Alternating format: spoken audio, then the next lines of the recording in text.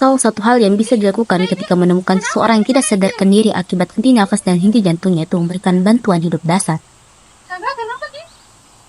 Langkah pertama yang bisa dilakukan yaitu segera amankan diri penolong, amankan korban, dan amankan lingkungan sekitar korban. Langkah selanjutnya, cek respon korban ataupun kesadaran korban dengan cara memanggil korban ataupun menepuk-nepuk area pundak korban.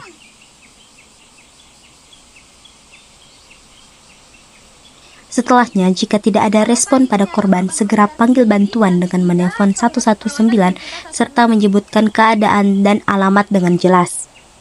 Setelahnya, lakukan penekanan dada dengan kondisi tangan seperti yang ada pada gambar, serta posisi tangan berada di tengah dinding dada.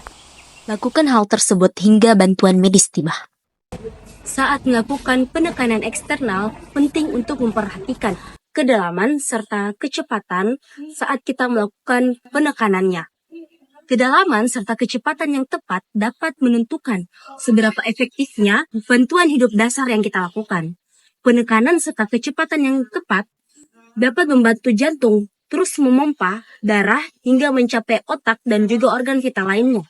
Jika kecepatan dan juga kedalaman yang terlalu lambat ataupun cepat serta kedalamannya yang tidak mencapai 5 hingga 6 cm dan jantung tidak dapat memompa secara efektif darah hingga mencapai ke otak serta organ vital lainnya yang dapat mengakibatkan kerusakan otak serta kematian. Prinsip lainnya yang perlu diperhatikan saat kita melakukan kompresi dada, yaitu tetap memperhatikan jeda antara kompresi satu dengan kompresi lainnya, serta terus penekanan area dada itu tetap mengembang sempurna sebelum kita melakukan kompresi selanjutnya. Lalu kapan bantuan hidup dasar bisa diberikan? Salah satunya yaitu ketika bantuan medis telah tiba di tempat kejadian dan mengambil alih bantuan hidup dasar. Yang kedua, ketika penolong kelelahan. Yang ketiga, ketika ada tanda-tanda kehidupan pada korban, seperti adanya respon pernapasan secara spontan. Dan keempat, adanya tanda-tanda kematian pada korban, seperti kaku mayat dan juga lebam mayat.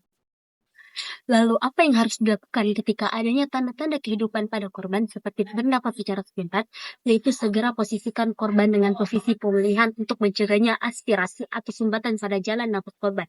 Dengan cara posisikan letak tangan korban yang paling dekat dengan penolong posisi 90 derajat, serta salah satu tangan yang lainnya memposisikan telapak tangannya dengan posisi melepak di bagian pipi korban, serta bagian kaki yang terjauh dari penolong dengan posisikan dimiringkan, dan posisikan posisi tubuh korban dengan posisi menghadap ke penolong. Selalu ingat langkah-langkah dasar ini ketika menemukan seseorang yang tidak sadarkan diri. Tetap tenang, lakukan langkah-langkah seperti pada video, sesegera mungkin panggil bantuan. Bersama kita bisa menyelamatkan nyawa.